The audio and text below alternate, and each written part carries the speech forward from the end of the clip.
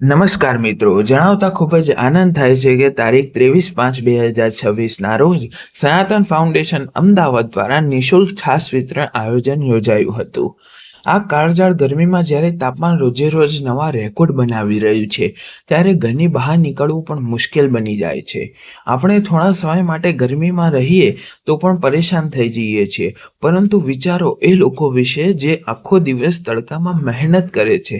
કોઈ મજૂરી કરે છે, કોઈ રિક્ષા ચલાવે છે, કોઈ લારી ચલાવીને પોતાના પરિવારનું ગુજરાન ચલાવે છે, તો કોઈ રસ્તા પર ઊભા રહીને પોતાની ફરજ નિભાવે છે. તેમના માટે ગરમી માત્ર ઋતુ નથી, પરંતુ દરરોજની એક કઠિન પરીક્ષા છે. આવા સમયમાં જો કોઈ તેમના હાથમાં એક ગ્લાસ ઠંડી છાશ આપી દે તો તે માત્ર છાશ નથી હોતી.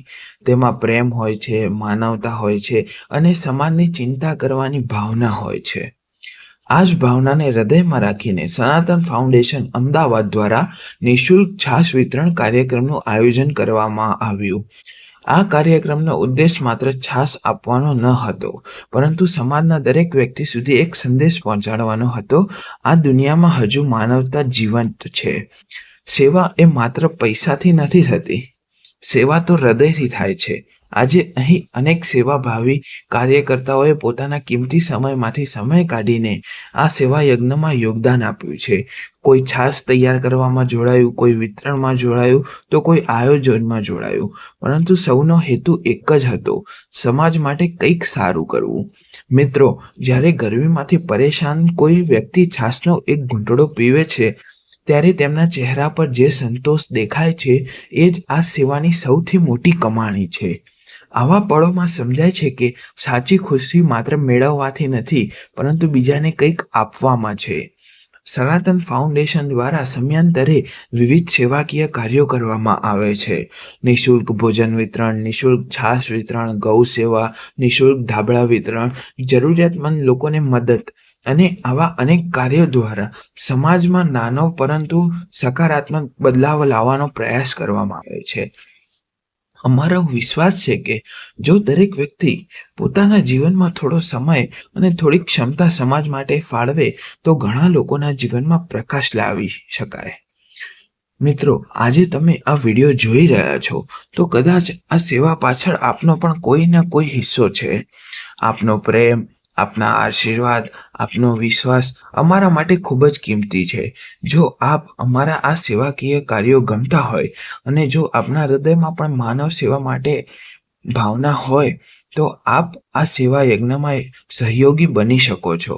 અહીં એક વાત ખાસ કહેવી છે: દાન આપવું કે ન આપવું એ સંપૂર્ણપણે આપના સ્વૈચ્છિક ભાવના પર આધારિત છે. અમારા તરફથી કોઈ આગ્રહ નથી, કોઈ દબાણ નથી, કારણ કે દાન ત્યારે જ પવિત્ર બને છે જ્યારે હૃદયથી આવે છે. આપનો એક નાનો સહયોગ પણ કોઈ ભૂખ્યાને ભોજન આપી શકે છે, કોઈ તરસ્યાને રાહત આપી શકે છે અને કોઈ જરૂરિયાતમંદના ચહેરા પર સ્મિત લાવી શકે છે. રકમ મોટી કે નાની હોવી જરૂરી નથી, ભાવના મોટી હોવી જરૂરી છે. કારણ કે સેવામાં આપેલી નાની મદદ પણ ભગવાન સુધી પહોંચે છે. ચાલો આપણે સૌ મળીને એવો સમાજ બનાવીએ જ્યાં માનવતા જીવંત રહે અને સેવા એક સંસ્કાર બને, અને જ્યાં જરૂરિયાતમંદ વ્યક્તિ ક્યારે એકલો ન અનુભવે. આ સેવા યજ્ઞને સફળ બનાવવા માટે સહયોગ આપનાર તમામ દાતાશ્રીઓ, સ્વયંસેવકો, સેવાભાવી મિત્રોનો હૃદયપૂર્વક આભાર. સનાતન ફાઉન્ડેશન અમદાવાદ. હેલો, આજ આવી કાળઝાળ ગરમીમાં આ સનાતન ફાઉન્ડેશન જે સારું કામ કરી રહી છે, આવતા જતા પબ્લિકને જે સારું છાશનું વિતરણ કરી રહી છે, અમે લોકો રાહત કેમ્પો સારા ખોલ્યા છે અને ખરેખર છાશ બહુ સારી છે અને ગરમીમાં દરેક પબ્લિકો જોડાવે છે અને અહીંયા જે વોલેન્ટિયર છે એ પણ ખૂબ સારી સેવા કરી રહ્યા છે.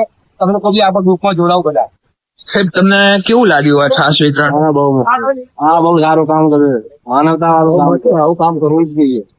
માનવતાનું કામ છે અને લોકોને લગતી રાહત એ સારામાં સારું. કેવું લાગ્યું તમને આ કાળઝાળ ગરમીમાં? બહુ સારું લાગ્યું. આખું દિવસ તાપતાપ કરનાર માણસ મારું માટે આ અમૃત છે. આભાર કાકા તમારો.